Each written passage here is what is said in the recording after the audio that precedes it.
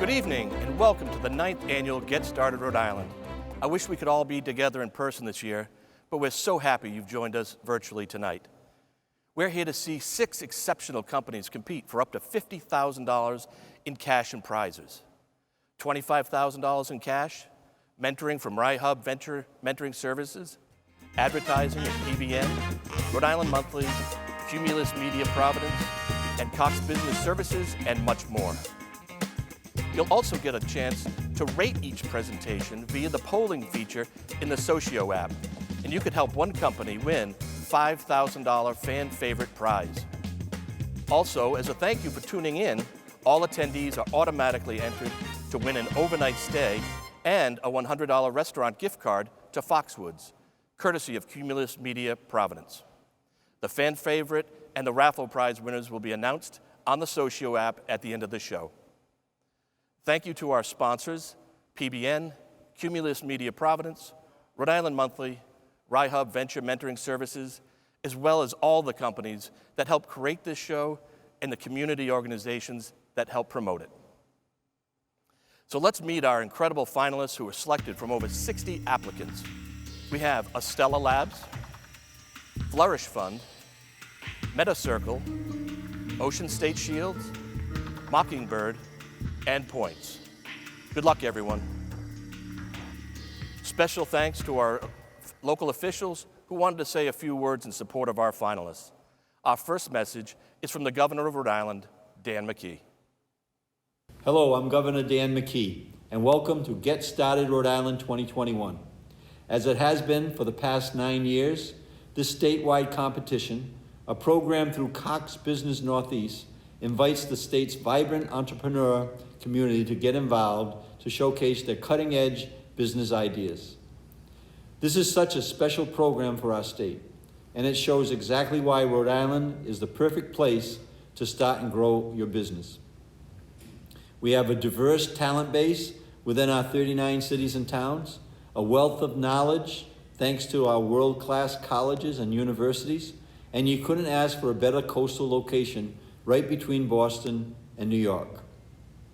I'm especially proud of this year's finalists, who are highlighted by their innovations in health and wellness, conservation, and mobility. To the 6 finalists, Estella Labs, the Flourish Fund, MediCircle, Mockingbird, Ocean State Shields, and Points, I wish you the best of luck, encourage you to grow your businesses right here in the Ocean State. And our next video is from the Mayor of Providence, Jorge Elorza. Hi, everyone. This is Providence Mayor Jorge Elorza, and I want to welcome you to the Get Started Rhode Island competition. You're an example of the City of Providence's resurgence over the last few years as a home for innovation and entrepreneurship. We here in the city are located in the most densely populated and powerful economic corridor in the country, and the city's core strengths naturally align with the fast-growing sectors of this new economy. We have a thriving food scene with hundreds of restaurants serving dishes from around the world. Our emphasis on health and wellness permeates our city's design, and making our city's economy more efficient, equitable, and sustainable has been a priority of mine throughout my terms. And our 2 innovation districts, strategically placed, one in the Jewelry District and the other along the Woonasquatucket River, help boost our local and regional economy. These districts are just 2 spaces here in our city that represent the vibrant network of incubators, accelerators, co-working spaces, and local resources that Providence offers its aspiring entrepreneurs just like yourself. We've set the scene here for so many of you to be successful when you leave this year's competition. Small businesses make up over 95% of the businesses in this country, and they represent the backbone of our city's rich communities. We've been able to support our local visionaries through streamlined services for businesses and robust financial supports. We've eliminated the notion that you have to quote-unquote know a guy in City Hall to get things done, and we're changing the narrative around how we do business right here in the capital city. I'm proud that Providence has become a city that works by providing every resident and business with high-quality city services. Whether it's eliminating red tape, automating processes, or moving forms online, or by supporting entrepreneurs by offering low-interest loans, self-employment training, and providing direct tax relief by eliminating inventory taxes for 40% of our businesses throughout the city. Through these and other innovative supports, we're well on our way to becoming one of the top mid-sized cities in the country. I wish all of you participating in this year's Get Started Rhode Island competition the best of luck, and I can't wait to see all the progress you will make with your great ideas moving forward. Congratulations.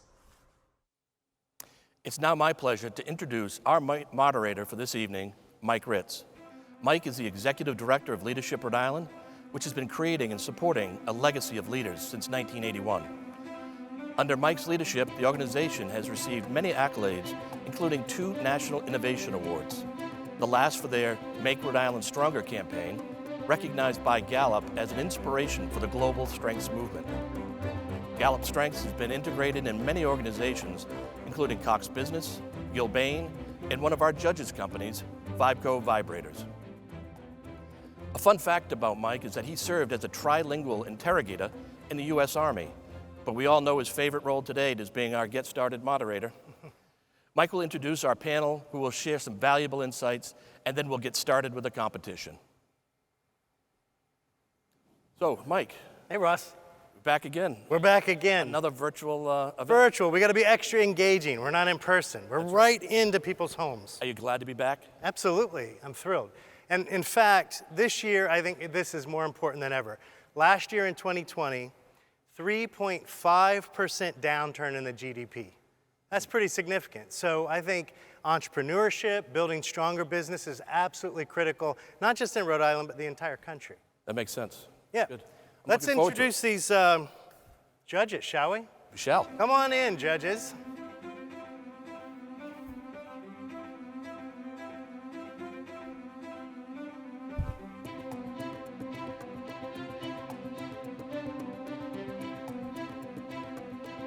Welcome, welcome. Welcome. Thank you. You guys are so orderly walking in today. Good to see you back, some of you. Newcomer, Tino, nice to see you. Nice to see you too. Yeah. So I'm going to do some quick introductions of you fine folks here, and I'm going to start with Arnell Millhouse. Hi, Arnell. Hello, Mike. How you doing? Arnell is the co-founder of Career Dev's Computer Science Institute, and he connects grads to the tech industry. He's also the founder of Intra-City Geeks, a STEM startup for K through 12, and recognized by President Obama. No big deal, you know. We still remember that guy, I think. Yeah, great to see you, Arnell. I got a question for you to open us up with. So, as we move forward in this new normal, what types of businesses, professions, or training do you see that is really needed to evolve to meet the future needs? Absolutely, Mike. 2 things are happening. By the year 2030, 40% of the jobs that exist today will no longer exist. So people need to be reskilled with the tools of tomorrow. Artificial intelligence, machine learning, blockchain integration, and it's really important that we make those changes now if our state, if our country is going to remain competitive. And I believe the other thing that we have to do is make sure that we retrain the businesses that do exist to bring about automation, to take care of all of the obstacles that we're currently facing in the COVID environment. Yeah, makes sense. Thanks, Arnell. You're very welcome. And thanks for being back. Thanks. Good to be here. All right, I want to introduce Shannon. Shannon Shawcross, co-founder and CEO of Beta X Analytics. You utilize data science to improve cost, transparency, and quality in healthcare. Healthcare kind of a big deal, particularly as of late. But you are also the Rhode Island State HIPAA compliance appointee and a board vice chair of Charter Care Foundation. Hi, Shannon. How are you? So let's talk a little bit, especially considering your field. We've gone through this pandemic, and I'm wondering what this last year in particular has taught you and what maybe is some good insight for entrepreneurs that are watching. So the entrepreneur process is all about finding unsolved problems and finding great solutions to those problems. And in the last year and a half, things have changed so tremendously, not just in healthcare, but in other fields. And so it's opened up so many doors for entrepreneurs to find new opportunities of problems to solve. And particularly with the pandemic, one of the biggest things that I'm seeing is that finally mental health is having its day. So this was a problem that had solutions before the pandemic, but now almost everyone has been touched on some level by mental health issues. So be it loneliness, anxiety, substance use, substance abuse, depression, all of these things have affected us, our friends, our families, just because of the pandemic and lockdown. And so now, again, it's an opportunity for entrepreneurs to respond to this pressing issue. Yeah, I agree. And even before the pandemic, loneliness was an epidemic I was reading. The UK appointed a ministry of loneliness. That's how serious they were taking this problem. So yeah, thanks, Shannon, I appreciate that. Tino Chow, first time here. And he's the founder and CEO of Giant Shoulders. They do branding, strategy, design. Tino's also the co-founder of Better World by Design, a student-led initiative at Brown University and the Rhode Island School of Design. So I'm going to sort of put this in your wheelhouse a little bit around design. When I talk to business owners or business leaders, they say that predictability is key. It's really a high value. How do we predict things? And in this environment, seemingly, things are quite unpredictable. So I'm wondering, how do you use design thinking to sort of figure this out or to adapt to an ever-changing environment? Yeah, that's a great question. And I think as entrepreneurs, like we're always seeking for the unpredictable. So, and fundamentally, design is all about solving problems. And design thinking is all about finding the best question to ask before you attempt to solve it. So you're not wasting valuable time, valuable resources, and you're finding the right fit.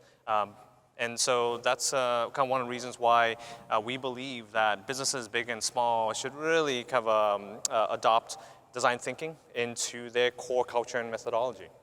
Great. I'm sure we'll hear some of those questions tonight. Tino, thanks for being here. Maybe we'll come back if things work out tonight. Let's see. All right, next up. Nice pants, Carl. You never disappoint on the pants. Carl Wadenston is the president and CEO of Vibeco Vibrators, an industrial manufacturer serving over 360,000 customers globally. He's also a board member at Rhode Island Commerce Corporation. So I'm going to ask you a little bit about leadership and what does leadership look like post-pandemic, and how are you changing, if you are, to support your employees' professional and personal well-being? So the new leader post-pandemic has to come to the realization that they don't know it all. And their teams are the key to unlock that genius. And empowering teams, like Shannon was saying earlier about health, we need health in our teams. So leaders have to understand that there's a health component. And then Tino was saying problem solving. Well, the only way you can problem solve is if you're healthy and you have a leader to charge you with that. We have big problems. I don't know the answer. Those days of the leader that I know the answer, we're going in this direction, are gone, right? Yep. And then we led off with AI and automation. Well, the automation in its purest sense is to take the mental and physical strain off of people. It's called autonomation. And if you don't do this for your team so they can think at a higher level and be really self-actualized. I mean, we're going to Maslow's hierarchy here, the self-actualization that we all learned about in school, and we better get up to that top one, that I have purpose and I'm appreciated. So that's the new leader. Fantastic. Thanks, Carl. So tonight, you're going to hear from the Get Started Rhode Island finalists, and a winner will be selected. So each finalist is going to have 3 minutes to present and do their pitch, 3 minutes, and 5 minutes of question and answer with our fine panel of judges. And let me tell you what these judges are going to be looking at. They're going to be looking and rating on a scale of 1 to 10 the following criteria: a clearly defined target market, that the product and service addresses a problem or a need, that there's competitive advantages, and those have been shared tonight, that there's a clear revenue model, and that the business is scalable, and that there's a clarity of presentation, of course, that's always helpful, and lastly, that they're going to describe how in the heck are they going to use this prize if they win. Pretty important, right? Okay, but you too watching can be the judge. And here's how. Don't forget to rate each presentation in the polling section of the Socio app that you're on. So you can rate yourself, and please rate your presentations as they go along. Shall we get started? You guys ready? Yeah, ready. Sure you got your pens? Everybody's got ink? All right, very good. All right, first up, our first finalist is Arvind Veluvale of Stellar Labs. Come on up, Arvind. Welcome, welcome. Feeling good? Feeling great. All right, the podium is yours and the floor. Amazing. Imagine for a moment a needle, the kind that your dad would use to sew the buttons back onto your jeans as a kid. Now imagine if I asked you to take that same needle and drive it into your finger hard enough to draw blood. Most of you would say, no way. And if I asked you to do that more than once, most of you would say, hell no way. Well, for the 34 million Americans living with diabetes, this is not an option. They must prick themselves up to 7 times a day in order to check their blood sugar, making sure it has not risen to a level that is dangerously high or fallen to a level that is dangerously low. Now, there are currently 2 ways to measure blood sugar. The first is the ubiquitous finger prick method using strips, and the second is a patch-style device you might have seen hanging out on people's upper arms. Now, these devices are laden with problems. First, they are invasive, requiring the use of needles and physical contact with the user's blood. Second, they are purely reactive, merely informing users when they're in a crisis rather than preventing the crises themselves. And finally, they are very expensive, costing almost $4,000 annually on average. That's why we invented the Stellar Compass, the world's first truly non-invasive glucometer. Unlike existing products, it is completely bloodless, using proprietary sound wave technology to determine the presence of glucose molecules under the skin without the need to draw blood. It is proactive, utilizing advanced artificial intelligence and machine learning algorithms to predict trends and inform users before they're in trouble. And finally, it is vastly cheaper than the competition, at least $2,800 cheaper annually. Now, why are we here? There's one thing standing between this device and the consumer, and that is FDA trials. We would use the proceeds from the Get Started Rhode Island competition to run an FDA trial as prescribed by our FDA mentors to get this product into the hands of those who need it the most. Managing your diabetes does not have to be painful, scary, and expensive. Join us in our mission to bring quality and safe care to those who need it the most. We are Stellar Labs, and our mission is to put your health at your fingertips. Thank you very much.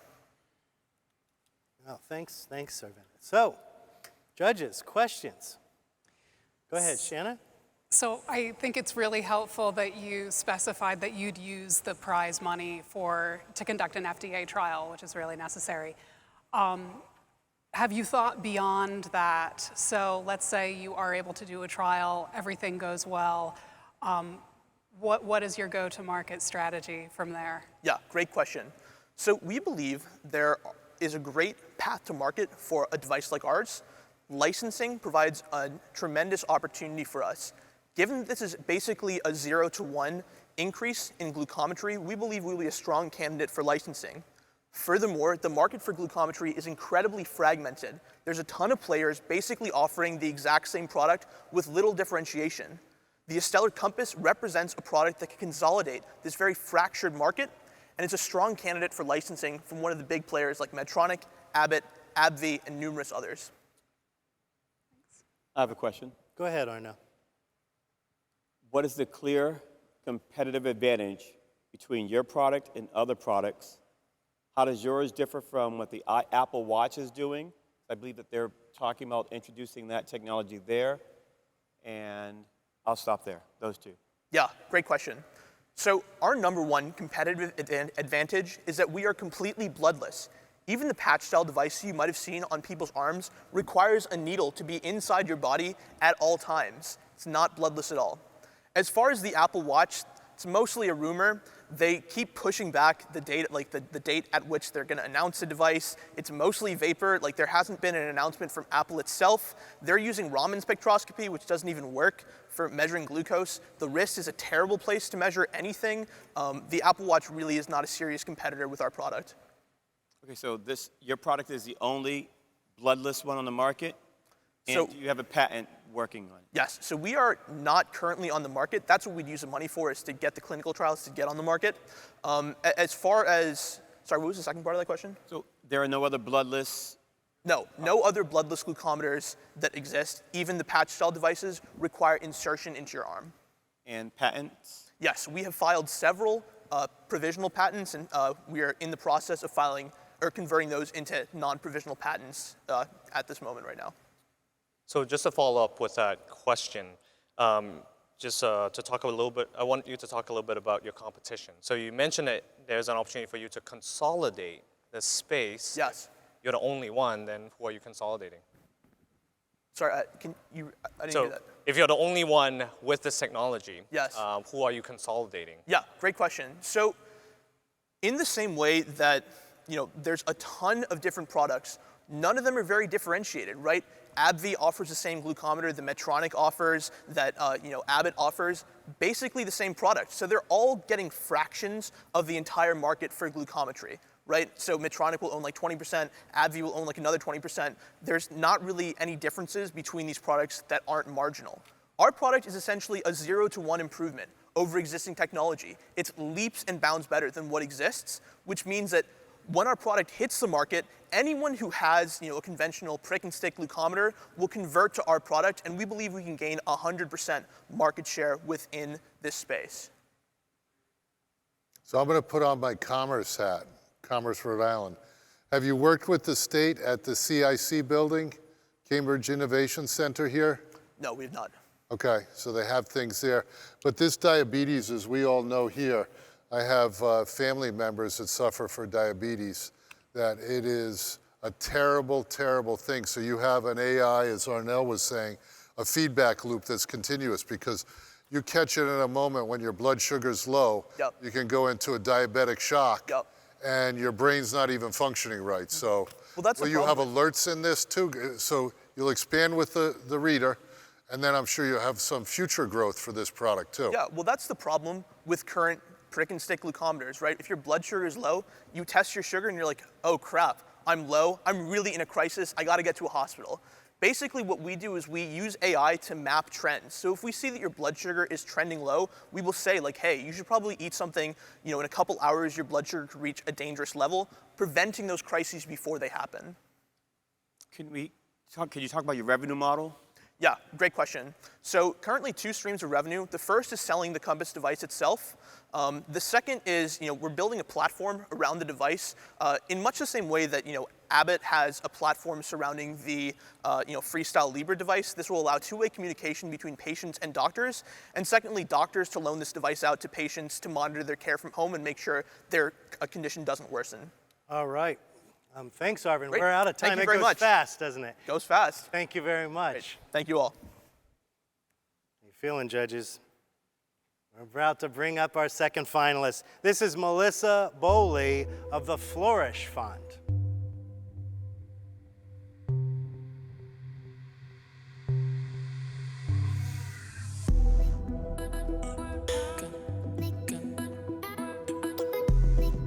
Hey, Melissa. Good afternoon, evening.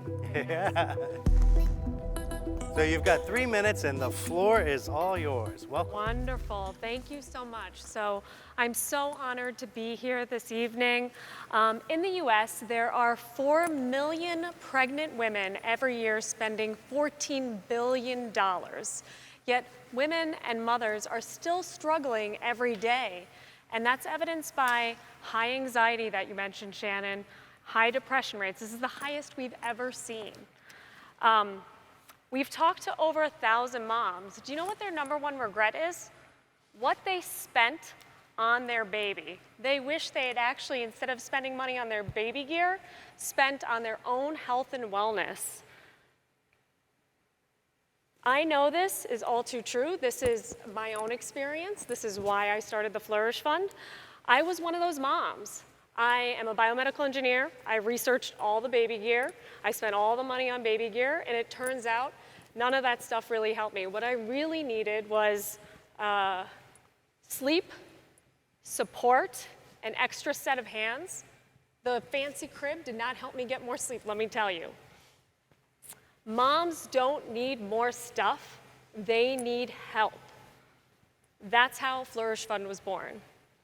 We are the only platform that shifts that spend from, and it actually empowers pregnant women to shift the spend from all of that baby gear to actually the services and support that they need. And guess what? Through our baby registry, friends and family can actually contribute to the most meaningful gift, which is a happy, healthy family. We also have a vetted network of trusted wellness experts like doulas, sleep consultants, lactation counselors, childbirth educators, meal delivery, and so much more. We've gained tons of traction. We know we've struck a nerve because we have over 1,000 users right now since May who have started registries worth over $900,000. Winning Get Started Rhode Island will help us launch an educational campaign that will drive awareness and help Rhode Islanders get the support and services that they need. We're going to be doing this with strategic partners like Women and Infants and broadening that. And we're also going to be developing a digital tracking tool in order to support them on their journey and provide curated recommendations, services, and support through their entire pregnancy journey.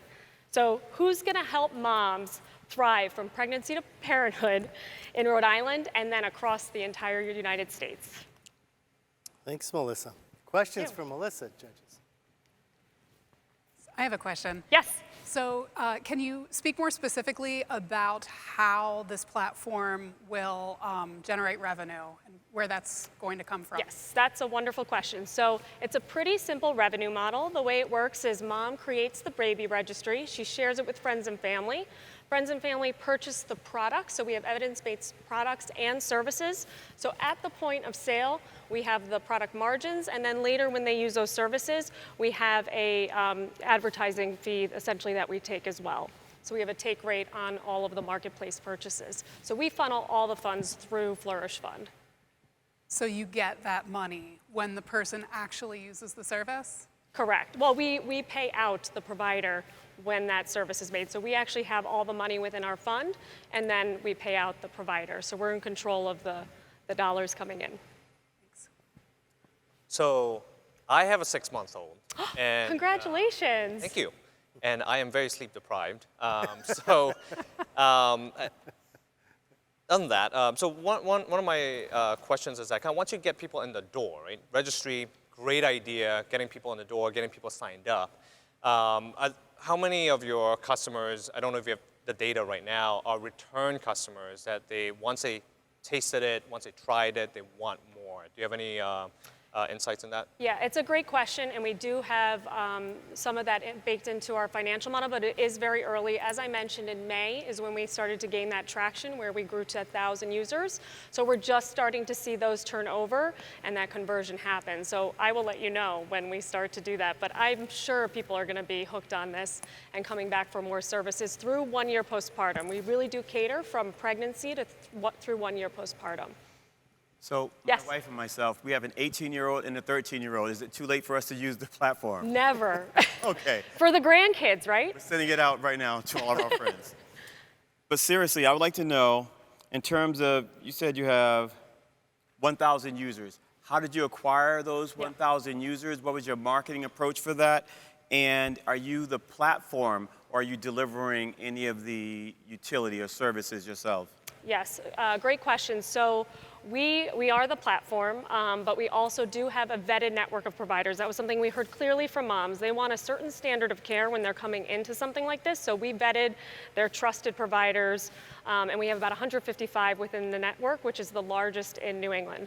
The first part of your question was? 1,000 users, how did you acquire them? How long did it take Customer to acquire acquisition, them? correct. So we, actually most of our advertising is through social media, so you can actually be pretty targeted in that way, which has been great. And then we've also done a lot of free education in partnership with the hospitals, which has been tremendous, and that's been another way that we've been able to bring customers in the door. Are you charging currently? We are not. It is free to start a Flourish Fund, so everybody please start one. What are the numbers of births in Rhode Island? We're only 1,100,000 people. So we look at all of New England. We have providers across, yes. So we started here in Rhode Island, but we now have providers across New England. So we're looking at like the Boston metro area, 60,000 births per year. So 60,000, you have 1,000, so you have 1/60th of this. What do you think your full market penetration would like to be at maturity? So we look at about 10% of the we do want to grow geography, like each region we're going to be able to expand into with some of this funding as well. So we do look at the 4 million births per year and looking at about 10% of that So market. do you think your platform would grow into toddlers? Because just because you had this baby and you have stress and complexity, that complexity keeps going through the Through to 18. 18. He's a very young guy. He had young children. He should have been on Flourish Fund. He was a poster child. Got married when I was 7. Oh. It's a very good question. So we've had a lot of interest also in the fertility space because we do focus so much on wellness, health and wellness. So right now there's 2 options. One is to kind of go pre and make sure before conception people are healthy and they're able to conceive easily, through to supporting toddlerhood and beyond. And that's where we've seen some of the competition go as well. 20 seconds. So it sounds like you want to build, have a relationship with your customers beyond the Correct. 1 year or 2 years. Yes. So what I'm curious about is kind of, with all of the services that you're delivering, are they delivering in your brand, in your name, or are they delivering kind of with their own name? That's a great question. So currently they are delivering through our brand. So when they come to the platform, they find the provider's name, but none of their own branding is on the platform. However, obviously they can look into the individuals, but they are hired as contractors on our platform. Great. Thank you, Melissa. Time is up. Thank you so much. That was wonderful. All right. Oh, Arnell was just, nope, out of time, Arnell. Oh no, he's going to be wondering about this till tomorrow. All right, I'm going to bring up our third finalist. Eliza Sternlicht is with MediCircle.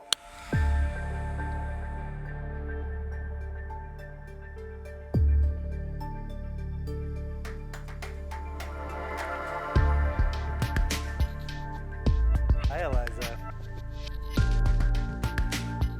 Welcome, welcome. This podium and floor is all yours. You've got 3 minutes. Yeah. This pack of medication can not only save a life, but save a cancer patient from bankruptcy. Unfortunately, because just 1 pill was previously dispensed, this medication will be thrown away. This is the undiscussed 2-sided problem that cancer faces. Treatments are unaffordable, yet there is an incredible amount of medications being wasted. When a patient's treatment plan is adjusted due to adverse reactions or disease progression, the remainder of their pills are discarded. Roughly $6 billion of medication sees this faced annually. But of the 1.8 million Americans diagnosed with cancer every year, 63% report cost as a barrier to care. Nearly half of these patients are forced to reduce spending on food and clothing to afford their treatments. While treatments are unaffordable for the patients, insurance companies are assuming the bulk of the financial burden and are thus our target customer. Currently, cancer medication costs about $10,000 a month, of which 80% is covered by insurance. Instead, when a patient uses our specialty pharmacy, the insurance company pays us a negotiated reduced rate, say 30% of the list price. Thus, the insurance company is able to save thousands while patients receive their medication for a standard affordable copay of just $15. This is what MetaCircle is trying to do. We are revolutionizing cancer equity by connecting unused medications to patients in need. We're collecting leftover oncology pills, recertifying their quality, and redistributing them to financially burdened patients. Our competitive advantage lies in our technology and our go-to-market strategy. We use a comprehensive, proprietary, three-step quality assurance process that goes above and beyond the industry standard.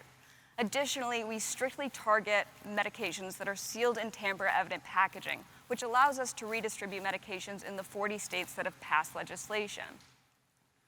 With the Get Started competition, we'd be able to take our technology, which we fully developed, and go into a pilot program. Specifically, the funding will allow us to partner with one local pharmacy and one local long-term care facility. All medication moved during this phase will be dispensed to patients free of charge. Thus, the Get Started competition will not only be used to refine our value proposition and test our key business model assumptions, but also bring life-saving treatment to cancer patients. At MetaCircle, we believe that cost should not be a barrier to care, and we hope that you will help us as we bring affordable treatments to patients all across America. Thank you. Thank you, Eliza. We have 5 minutes for Q&A here, judges. I'll start off. Is FDA approval required for this? No, so we do not require any FDA approval. That's a great question. We do need to obtain state-by-state licenses for pharmacies. Those can be obtained concurrently, and it's usually about a 60-day cycle. Perfect. And what type of demand are you seeing right now? Because who's your customer? What type of demand are you seeing from them? Yes, so what we're doing is we're partnering with hospitals to obtain access to their financially burdened patients. With that, we integrate within their financial assistance programs. Currently, we have received hundreds of emails every single day from patients both wanting to donate medications and wanting to receive it. Every cancer patient has seen how much these medications cost, and with about 41% having leftover prescriptions, they don't want to see this medication go to waste. So we've had a great organic flow of both supply and demand. Just a comment and a question. So overall, when you take a look at healthcare costs, so often the highest cost patients are people who are receiving cancer treatment. And in my experience, I find that it's kind of this untouchable condition that people don't want to look at ways to save costs because they just want to focus on a cure. So that's what I think is really compelling about this idea. My question is, are you formed or thinking about forming as a nonprofit or for-profit? Yes, so in our interviews, we found that a for-profit is the best way to be able to bring these medications to patients across the state. What we really want to do is eliminate that barrier to healthcare, and we want to do that by reaching as many patients as possible. So that's why we decided to go for the for-profit. Great, thanks. So it sounds like you're relying on the inefficiencies of others. So why don't drug companies or pharmacies do what you do? Yeah, so for pharmacies, their incentives aren't aligned with redistributing medication and bringing down those costs. Every medication that's redistributed is a medication that's not being sold at list price. So that's kind of why we're trying to address those inefficiencies now and why it hasn't been done before by bigger companies. So what do they do with these medications when they switch medications or when there's no need for the medication? Great question. So oral cancer medications are extremely toxic, and patients don't want them in their kitchen cabinets. Of course, you wouldn't want someone taking them that shouldn't be. Currently, what they're doing is they're contacting their oncologists or their pharmacists to determine where they should be bringing these medications to. Where it ends up going to is either the hospital that they obtained it from or a pharmacy, of which they are then responsible for the biomedical waste fees. So there's a lot of inefficiencies there, which is also where a lot of our value comes in, because we can decrease those costs for the healthcare systems and also reduce some of the burden on the patients. So you have some of the most powerful, most well-funded people in this food chain. How are you going to get the emotional connection? Because this is really a human connection of, do I pay rent, do I pay electric bill, or do we have good Samaritans and people understanding that this is a burden? How are you going to thwart off the big guys? Because you're kind of the bee in their bonnet, it would sound like. Yeah, we're aware. We know that we have a lot of potential competition. What we're trying to do is run a stealthier rollout, and then what we're doing over the next few years is obtaining partnerships with a large consortium of cancer hospitals, about 5 of the leading which have already reached out in interest of having a partnership. We're able to align incentives there because of all the publicity and PR of having such a for-good cause. From there, what we're going to do is launch a large media campaign where we're bringing what we're doing and the problems associated with pharmaceutical costs to the front of the audience, so that we're able to have that kind of protective cushioning. We know that healthcare in general loves our idea. We know that patients want our idea. We have support of senators in Rhode Island. And we know that if we can successfully do this, we can drive down those costs, and thus we are not too worried, honestly, about pharmacy manufacturers. Thank you. In about 20 seconds. Any other questions? Competitors and costs. Competitors, there's a company out of California that's redistributing generic medications. They receive medications from long-term care facilities, and they actually charge for those medications on the donation side. They've gained a lot of traction. They've moved about $100 million worth of medication. In cancer medication, it's $6 billion. In all medication, it's $120 billion of unexpired, unused medication that's being wasted any year. There's a lot of room to grow. This needs to be in every single state, and we want to do that now. All right, we're out of time. Thanks, Eliza. You got that question in this time, Arnell. It's good. It's good. Thank you very much. Thank you. All right. We're going to bring up our next finalist. That would be Allison Cody, who is Ocean State Shields is the name of her company. Allison Cody. No rush, plenty of time. Don't worry. We like the enthusiasm. The enthusiasm I've got. Welcome. The floor is yours. Thank you. And you got 3 minutes. Okay. So, good evening.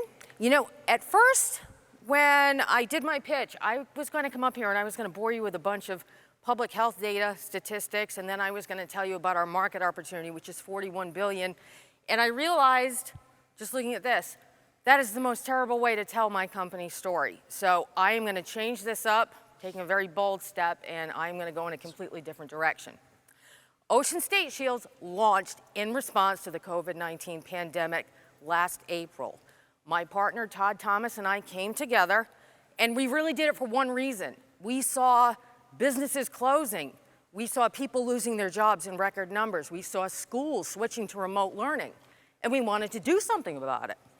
So you can see, you know, masks, I think we've all kind of gotten used to them, whether you like it or not. And yes, they're effective, but it's not enough. It is not good enough to meet the demands of what has been going on. So Todd and I came together. We have designed and deployed 3 unique innovations that will address what we really feel are the public's top concerns: outdoor living, interior surfaces, and then indoor air quality. We also, part of our core mission is to responsibly source materials and only utilize local talent. So all of our products from Ocean State Shields are made right here in Rhode Island by small business partners in Woonsocket, Portsmouth, and Providence. And we're very proud of that because it actually makes our impact twofold.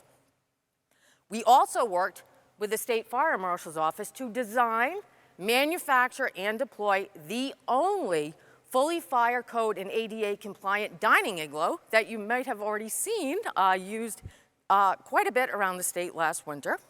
That's known more or less as the Tesla of the igloo industry at this point.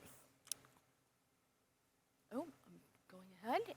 And you can see that our proof of concept and our business model does indeed work. In just a few short months, we were able to deploy this into dozens of businesses throughout Rhode Island and southeastern Mass. And Rhode Island businesses were able to earn just over $2.16 million using our innovations to help keep their doors open, support their families and their team members. And that's really what it's about when you're launching and you're going to tackle a challenge like this. You can see that we also are working on some other exciting things, one of which is an antimicrobial fabric, and also we are working in conjunction with our partner, UMass Dartmouth, creating an air scrubber filter.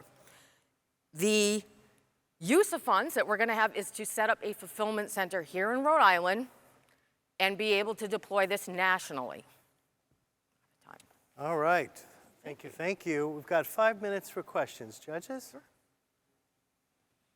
Who'd like to begin? Tina? I'll start. Yeah.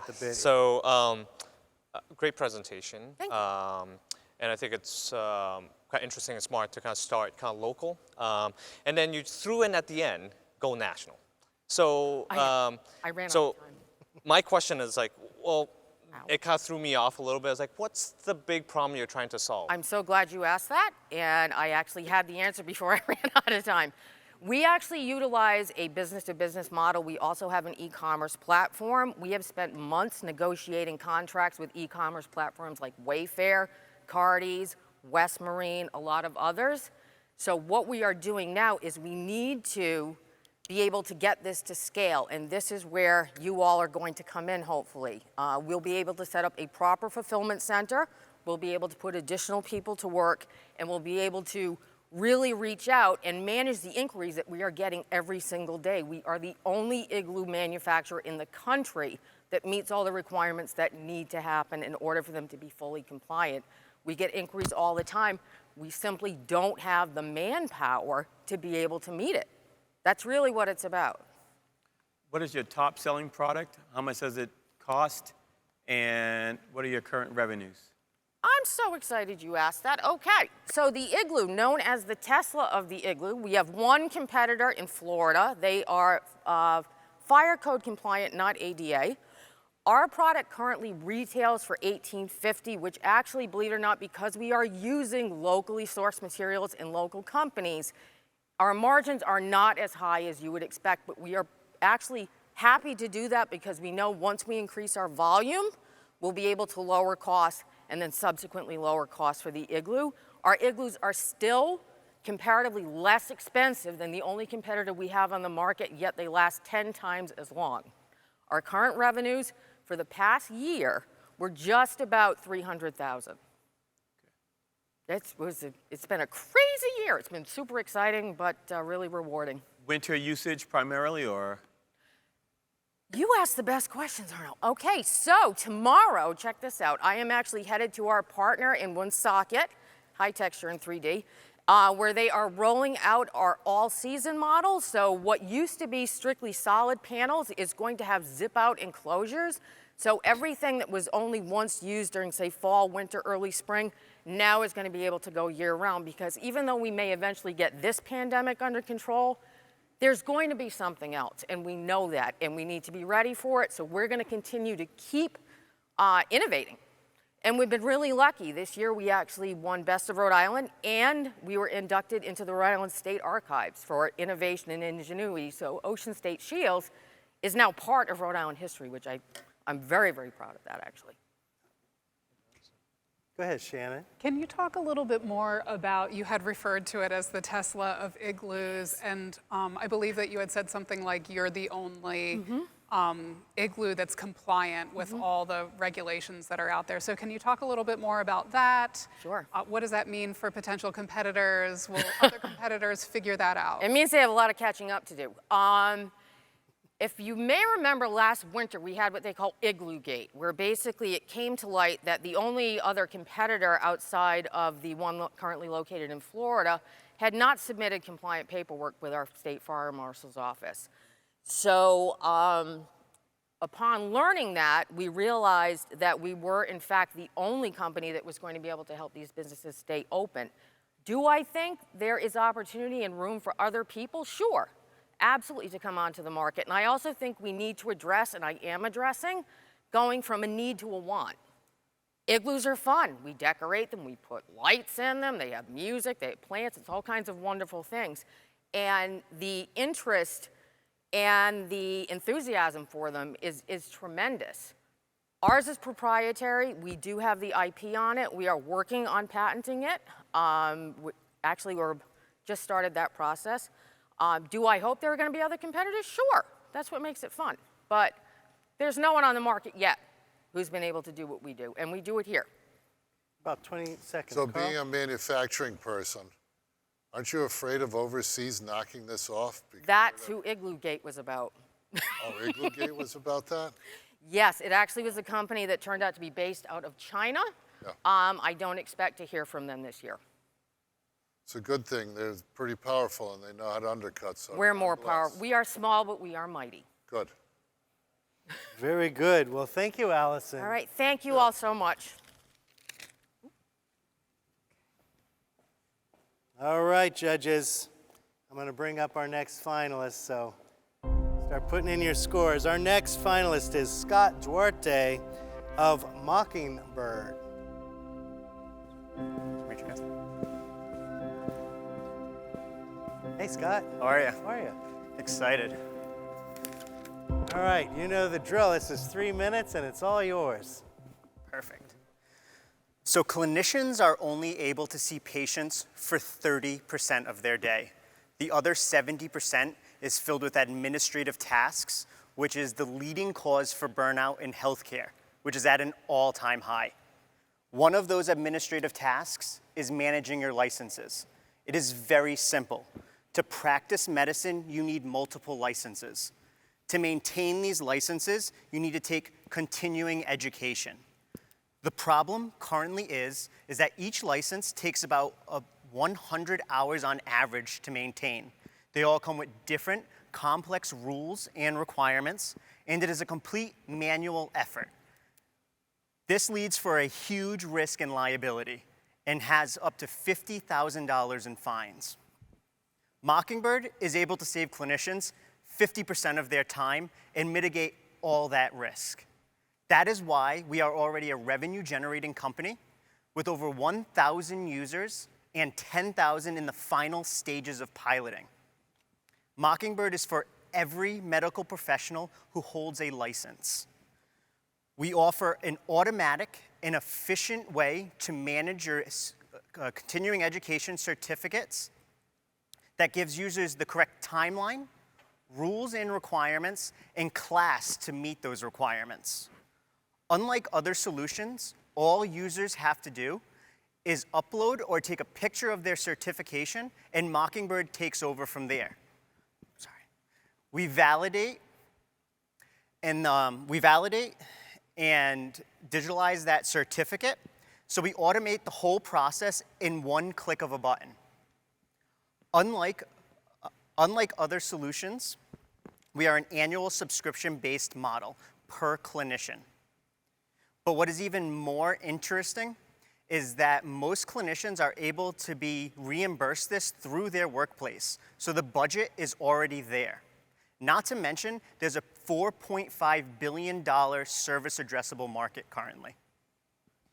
30% of clinicians contemplate leaving healthcare due to burnout. I am actually one of those clinicians who left because of burnout. And I am making it my mission to help my peers overcome this. Now more than ever, we see how important healthcare workers are. We would use the $25,000 prize to fund the development of multiple integrations with healthcare partners that we already have, and use your marketing outreach to open doors that otherwise would not be opened. I hope that I can get your support to get Mockingbirds in the hands of clinicians to give them back the time they deserve. Because the more times clinicians have, the more lives they can actually save. Thank you very much, Scott. So, judges, we have 5 minutes, and who's got a question? Scott, I Shannon? thought... Oh, I'm sorry. sorry, Shannon's got it. Go ahead, Shannon. Jeez, Carl. Shannon. Can you talk a little bit more about how you plan to scale? Absolutely. So currently we support MDs, DOs, PAs, and NPs. And we're actually a B2B business model. So we go out to hospital systems, telehealth clinics, and what we are able to do is actually give them an admin portal so they can have an overlook of all their clinicians. The problem is that $50,000 fine that I mentioned actually goes towards the hospital or their clinic. It doesn't impact the clinician. So they want to be able to have this and mitigate that risk. Because right now it is, did you complete this? And it's a yes, but there's no proof behind the pudding essentially. Carl. So who levies this fine? The individual state? Say that again. Who levies the fine, the $50,000? It depends. So we've actually, a recent study that came out in the Medical Compliance Journal, essentially Medicare actually went after the clinicians because the Medicare drawbacks, because they were treating patients without a license. So that is just the first step, and that was the $50,000 fine. That doesn't mean, that doesn't even account for Joint Commission coming in, the internal audits that are gonna happen, and then the actual administrative work of having to check all your clinicians to make sure they're actually compliant. So as a clinician, you could potentially lose your job as well for not staying current. 100%. So it's a twofold. The organization pays and the clinician can lose their job. Absolutely, because it's mandated to practice with a license. Me, for instance, I have 5 licenses, and it's hard to maintain. Other questions, judges? Tina. So are these licenses differ, do they differ state by state? State by state, board by board. Your CPR, your ACLS, things like this. Doctors hold 10 to 20 certifications. With telehealth on the rise, we have clinicians who hold a license in every single state. So they have to manage 50 state licenses that have different timelines, different rules and regulations, and different courses to meet all those requirements. So follow-up question to that. Do you serve all clinicians right now and can manage all of the licensing, or do you only do a portion of it?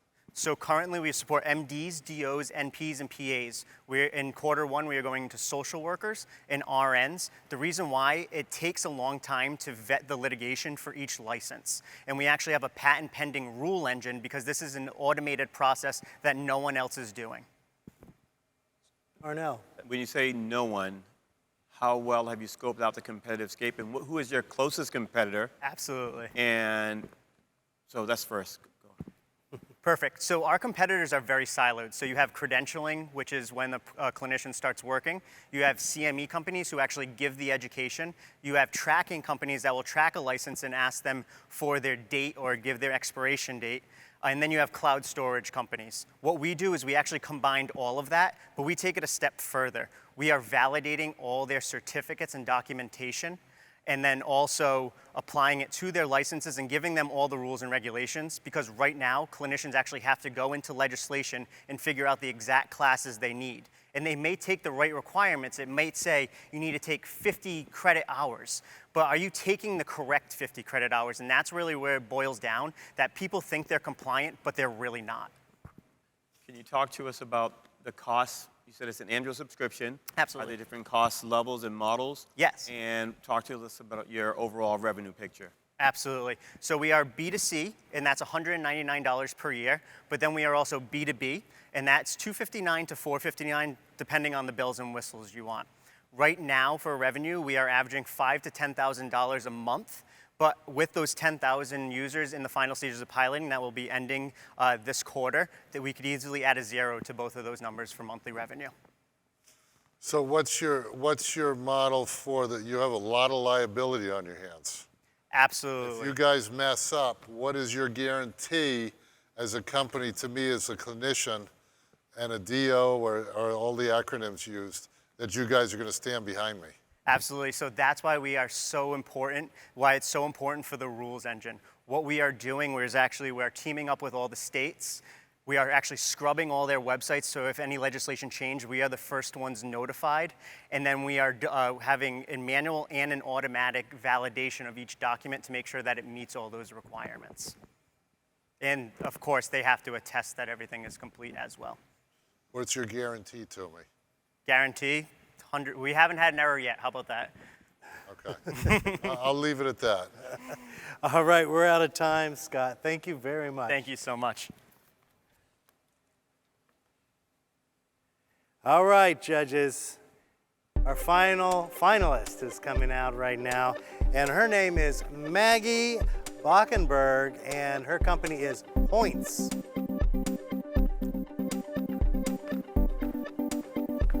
Hey, Maggie. Hi. How are you? Good, good. How are Welcome. Good.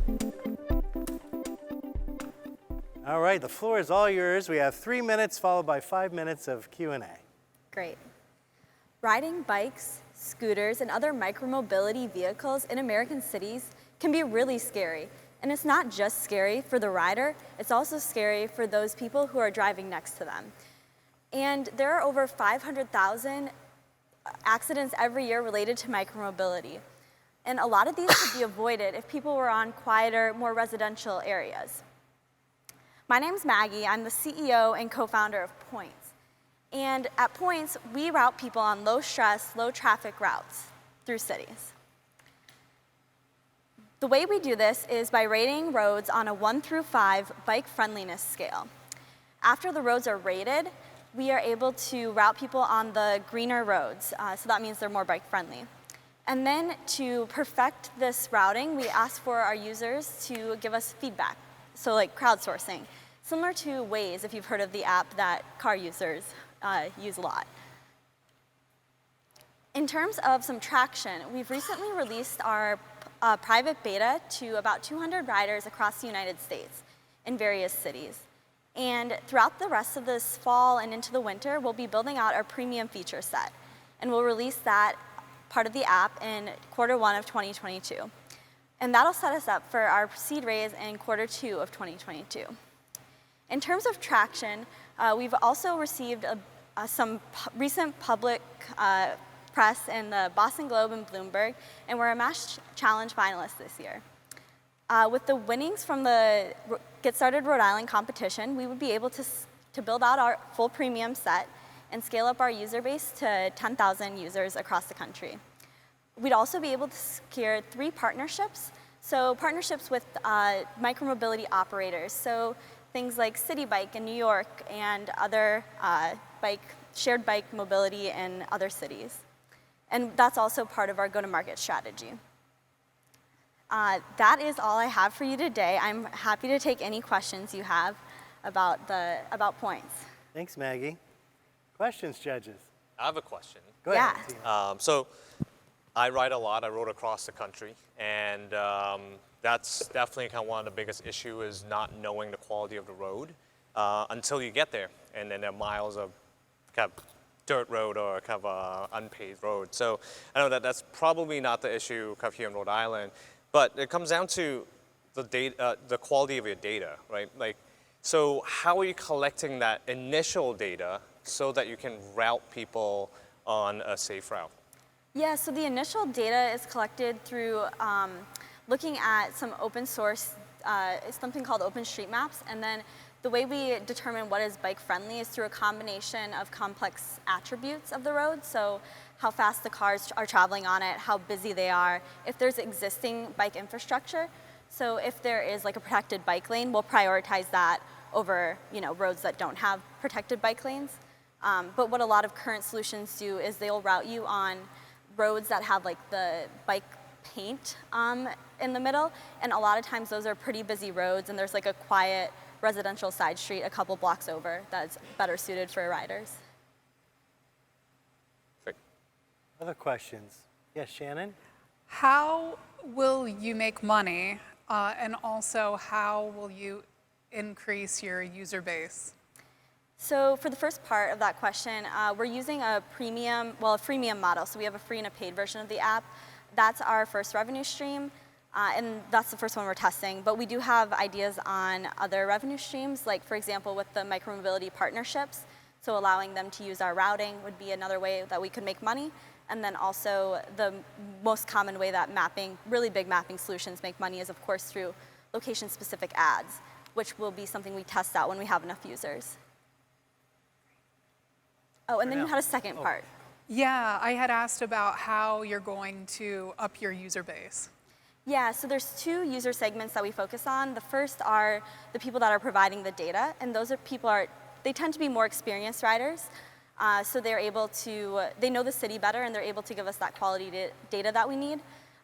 So for that segment, we go to bike advocacy groups, bike shops, and other organizations that are really involved in the community already. And then for the second part, it's people that are newer to riding. And those people tend to be found. A lot of them are using these shared mobility options. So that's where the partnerships come in, and that's where we can acquire a lot of users through that stream. Arnell. Can you talk about the competitive landscape for what you're doing, and also talk to us about the demand and how you're gauging the demand for this entire space? Is this a new market, existing market, a growth market? Yeah, so in terms of competition, there are some more of the casual apps, so like your Google Maps, Apple Maps, things that the general population uses, and that's the most common. And so, like I mentioned before, those types of solutions tend to snap their routing towards the already established bike infrastructure, and they don't recognize like quieter residential side streets that are oftentimes better for riding. There's also a competitor called Komoot, which is based out of Germany. They are focused more on adventure riding, but they do have somewhat of the crowdsourcing component. We are the only ones doing the Ways for Bikes type idea, and it has been tried out before by a couple of people, one in Chicago, one in Pittsburgh, and neither of those were successful because they weren't able to figure out the revenue model soon enough. So, what are your growth projections for the next year, and do you have any IP behind this? Yeah, so in terms of growth projections, we do want to hit that 10,000 user mark by our seed raise, so Q2 of 2022. And then second question was about IP. So we haven't filed for any patents yet, but we are working on getting together like what our methodology is and documenting that, because that's where we're going to be able to actually get some of that competitive advantage. We do have like a pretty, like 3 different layers of like data and that people would have to replicate, so that would be tough, but yeah. Carl. Go ahead. What's the age group that's your target market? Yeah, we're targeting, well, our users that we have right now, the 200 that are on, it's actually a pretty wide range. I would say it's leaning more towards the 20 to 30 age range. But we do have some older folks from like in the, not older, sorry if I'm offending anyone, but in like the 50s to 60s that have been riding for a while longer, that have been really valuable because they know their city well. Thanks, Maggie. We're out of time today. Thank you. Thank you, thank you. All right, judges, keep calculating. But I'm going to bring the man back here, Ross Nelson. He's coming on back to talk to us here. Come on up, Ross. We're not even going to have you pitch us. No? No. So, congratulations to our finalists. That was simply fantastic. What a great group of entrepreneurs. What a varied group of business ideas. So, what surprised you? What was your biggest point of interest? I think that, Ross, a lot of these things that we saw are very much centric around the person and wellness and the human side, you know, taking all the sum of the pieces and making us whole. Right. Right? Keeping us safe on bikes, helping loved ones, you know, that are in a bad situation with cancer, keeping medical records, the kind of things, you know, are licenses and things that must be a nightmare to do. So they're addressing some real human issues here. It's great. This is a really tough competition. There are a lot of brilliant minds, great startups, and they're delivering a ton of utility. And so it's going to be really, really tough to deliberate. And I've been in competitions before where there were 1 or 2 clear standout winners, but I believe that there are a lot of, this is the photo finish. Right, right.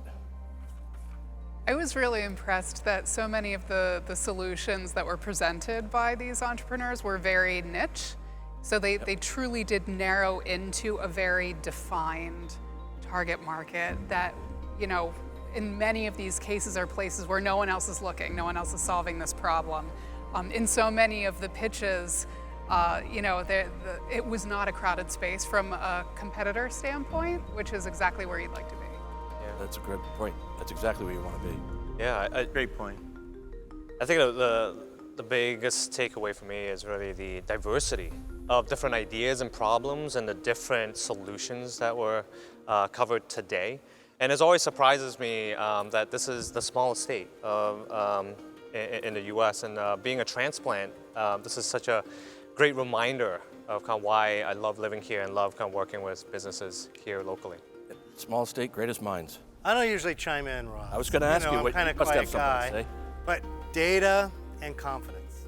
Above all these others I've seen of these other years, data and confidence, so that everyone seems to be making evidence-based decisions, evidence-based solutions, and attacking problems with real fact and real data. That's right. It's impressive. Yeah, no, I think all the finalists did a really nice job getting their message out, and that's a key to their presentations. And speaking of messages, we have another message from our Secretary of Commerce, Stephen Pryor. Hi, I'm Stephen Pryor, Secretary of Commerce for the state of Rhode Island. I'm so excited about this day. Get Started Rhode Island is a fantastic competition. I'm pleased to see these great enterprises competing for the prizes. We're so grateful to Cox Business for making this all possible.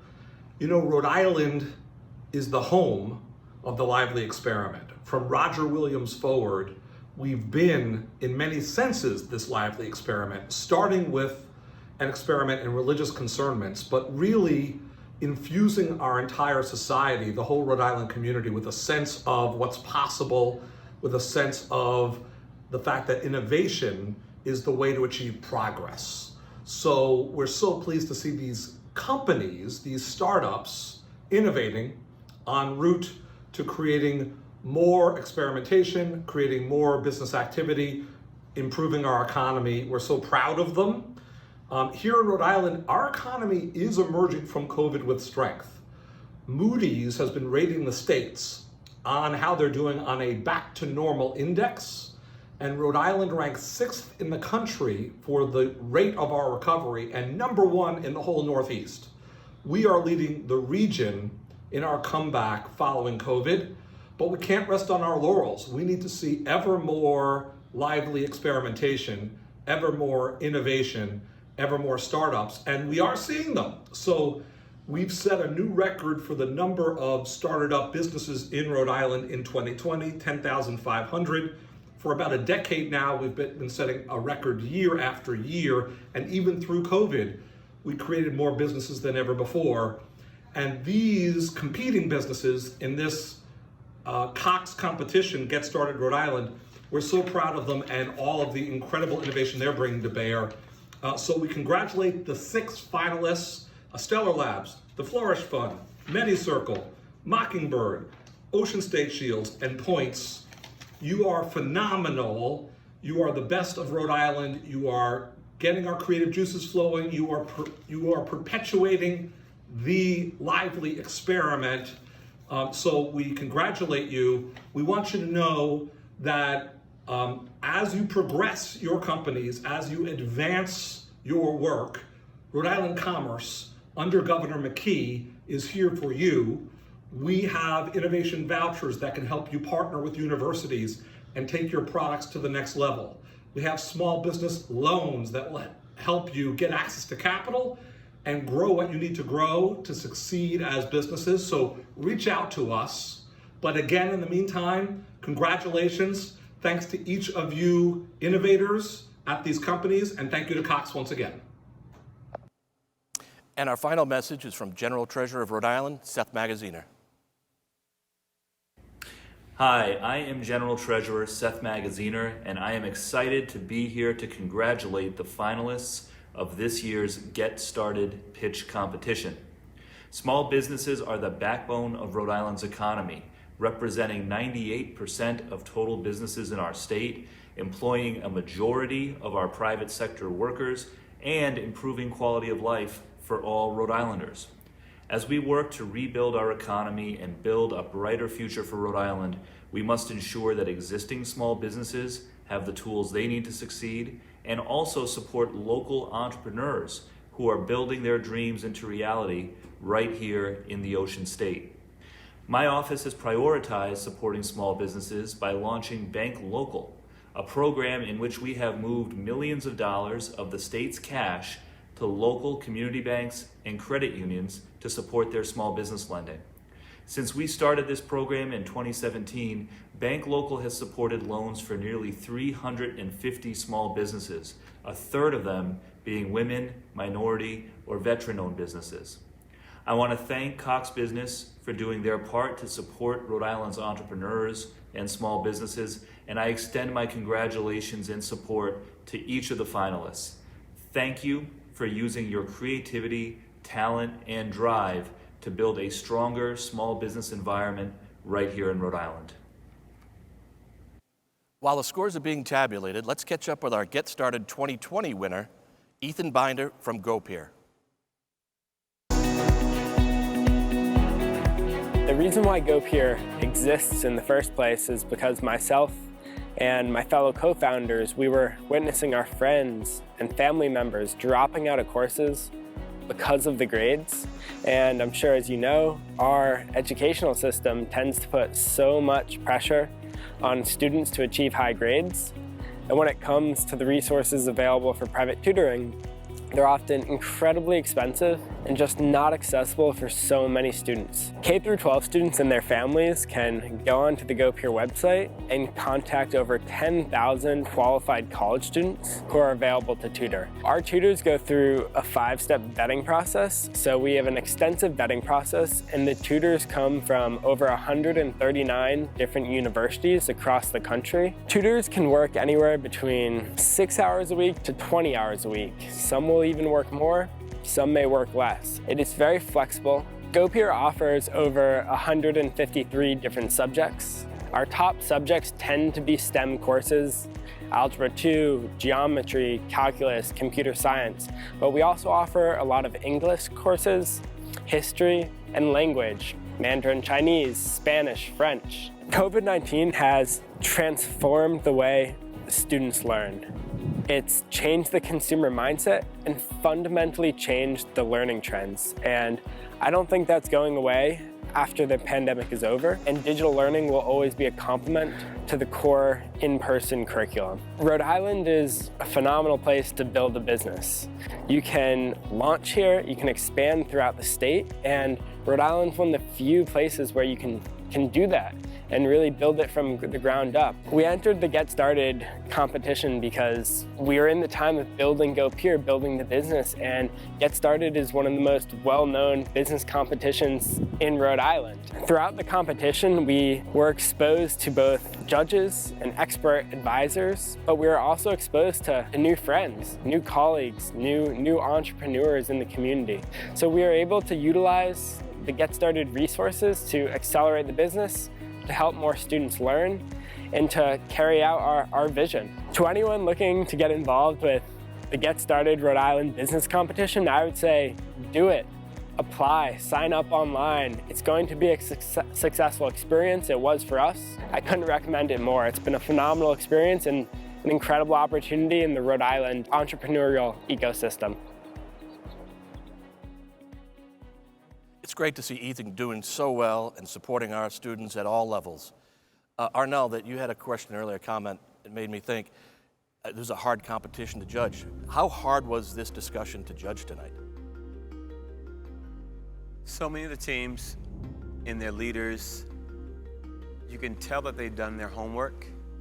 They have, as Shannon mentioned, these niche market spaces that they've been able to find and carve out when there aren't a lot of competitors, and they all have traction. They're making an impact and there's demand for it. So I'm still at a loss at how amazingly well all of these startups did. Well, their job's not to make your job easy. No, they did not. Any other thoughts? So I think Ethan said it in his year wrap-up about cares. You know, people that care. So all the products and services that people were talking about here, they had passion And people go to those services and products because people have such a deep passion that they're magnets for customers because they care and they genuinely know the market. So good speed to all of them. It was tough. It was very, very tough. You know it, Shannon? Yeah, we have some amazing businesses that just pitched tonight, and it was very difficult to judge because they're all fantastic ideas. They did a wonderful job with their pitches, hitting on all of the major points. And I agree with you, Arnell. I had a hard time really figuring out, who didn't do a fantastic job. So really, congratulations to everyone who pitched tonight. Did a great job. These are all businesses that are incredibly viable with a ton of potential. And that's really exciting to be a part of here in Rhode Island. Excellent. Yeah, I just want to echo kind of all of our judges here. Yeah, getting to the top 6 from 60, that is a feat on its own. And like everybody said, these are viable businesses. It's super exciting to kind of see that this is almost the next generation of businesses coming up. Some because of COVID, some pivoted to become more viable during COVID. And so love to see, it's such a pleasure to see all of these kind of wonderful businesses. Yeah, just to kind of see that they are coming out from Rhode Island. Right. Mike, any thoughts? Yeah, I always have a thought or two. Yeah. So, we're here virtual because of the pandemic. And so it's really great to see that so much passion is moving toward finding solutions around well-being. I mean, research shows that when the well-being is enhanced in a community, entrepreneurship flourishes even more. So I feel like all these entrepreneurs are just helping beget other entrepreneurs as well. So I wish all of them the best of luck, and I wish all of them could win. That's right. Like you said, there's got to be You one didn't pick winner. all of them though, huh? No. They're all winners. They're all strong entrepreneurs and have a bright future. So unlike Mike, I won't cut you off. If anybody else has one parting thought, or we're good. I think Governor Dan McKee should be listening and Stefan prior to this. So you guys are all winners, and we'll make sure that they help support you in our state. This is what we need is people like you. Great. Thank you. I would say, yeah, go ahead. I'd like to add that I believe that this group of competitors proves that Rhode Island is taking shots over the bow of other states, that we're here and we should be taken seriously in terms of competitiveness, in terms of entrepreneurship. We're here to stay. 100%, baby. Couldn't agree more. Great way to end the commentary. So before we announce our grand prize winners, I'd like to once again thank our sponsors, our elected officials, event partners, and the Rhode Island community for your support of Get Started. And don't forget to check out the announcements on the Socio app after the show to see who won the fan favorite and the raffle prizes. Now is the moment we've all been waiting for. Will it be Estella Labs? Will it be Flourish Fund? Would it be Meta Circle, Ocean State Shields, Mockingbird, or Points? Who will it be? Are y'all ready? The winner of Get Started Rhode Island 2021 is Mockingbird. Hey. Yeah.